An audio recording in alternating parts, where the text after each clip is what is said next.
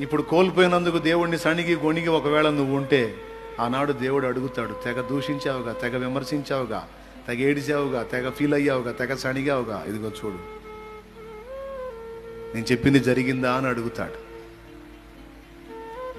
కాబట్టి ప్రియులారా, ఆయన లేచి ఉన్నాడు అనే మాట మనకెంత ధైర్యాన్ని ఇస్తుందో, ఎంత ఓదార్పునిస్తుందో, ఎంత ఆదరణనిస్తుందో చూడండి. దేని విషయంలో? మన శరీరాల విషయంలో. కోల్పోయిన మన వారి శరీరాల విషయంలో కూడా మనకెంత నిశ్చయత ఉందండి, ఎంత ఆదరణ ఉంది. దేవుడు తన పని అసంపూర్ణంగా చేస్తాడా? విమోచన దినమందు మన ప్రాణ ఆత్మ దేహములను సంపూర్ణముగా రక్షించుటకు ఆయన శక్తివంతుడు.